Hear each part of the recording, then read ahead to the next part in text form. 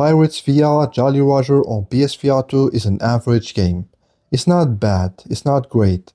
Just an okay game and an okay port. That's all you need to know about Splitlight Studios' upcoming pirate game, which launches on PSVR2 this Thursday, May 15th. Ahoy, you filthy pirate! I'm Ringo. Follow me if you want to live. Rock? So I'm just gonna cut to the chase here. For me personally, Pirates VR Jolly Roger was a disappointment. Maybe I went in with the wrong expectations, maybe that's my mistake, but hey, I didn't expect it to be this short. Like literally, you can beat it in one session, and not a very long one. I think on average, it will take you around 2 to 4 hours at most to finish the game. That's why I chose to show you only some early gameplay from the first chapter, because when a game is this short, anything can be considered a spoiler. And I don't want to spoil the other locations in the game. There are not many, but still, I want you to experience the game the way I did. And B, I did not expect it to be this boring.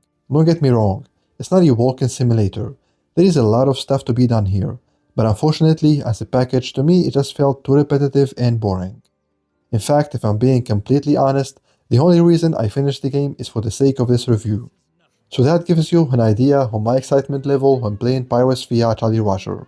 Especially in the last chapter, with the loads of skeleton I had to put down. I was like, dear God, please make it stop. But let's talk a little bit about the visuals. Simply put, Pirates VR on PSVR2 looks like a quest game. And that's the first thing you'll notice when you boot up the game for the first time. It just doesn't look sharp enough, unfortunately. However, on the flip side, it does run at a native 90 frames per second, with occasional frame drops.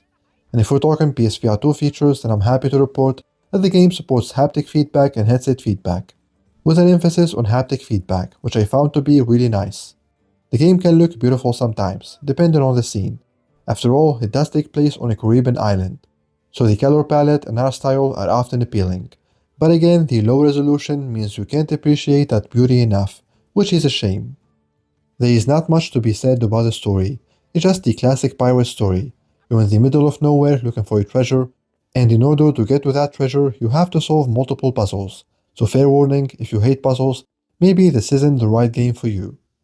Accompanying you on your journey is a sarcastic parrot, which looks great, but unfortunately is not funny, and therefore not much help. And he keeps repeating the same lines over and over again. So if it starts to bother you, then feel free to turn off the parrot jokes in the settings. And yes, that's a thing. In terms of gameplay, the game feels very smooth to play. Everything is on point, especially the climbing, which surprisingly feels super smooth and very satisfying. One thing I didn't like though, is the fact that you can't place items on your body like you do in other VR games. So every time you want to grab something from your inventory, whether it's an apple to restore some health or a key to open some door, you have to do a button press to access your inventory and then grab the thing you want to grab, which is not intuitive at all for a VR game. Early in the game, you get your hands on a magic lantern, which can be used as a weapon against the one and only type of enemy you'll encounter, the undead skeletons. Oh wait, I forgot there is another type of enemy. Oh no, actually, my bad. It's just skeletons with some clothes on. Yeah, the enemy variety is not great to say the least. Although I should mention that there is one boss fight towards the end of the game, so at least there is that.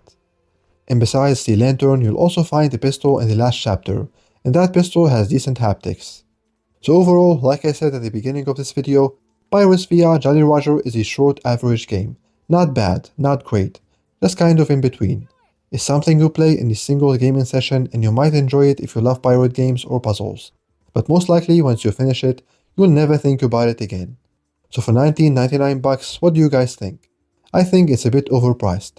I think $14.99 would be the maximum they should charge for a game of this size. And yeah, hopefully the developer can work on that resolution, because the game could be a lot better with some extra sharpness and clarity. Anyways, that's all I have to say about Pirates VR on PSVR2. Let me know in the comments below if you're going to buy this game on launch or not, and I'll see you guys in the next video, which will be the Smash ROMs review. You should be seeing a link to that video right now, so make sure you give it a click, and remember, for more PSVR2 news, reviews, and discussions, make sure you stick with MBG.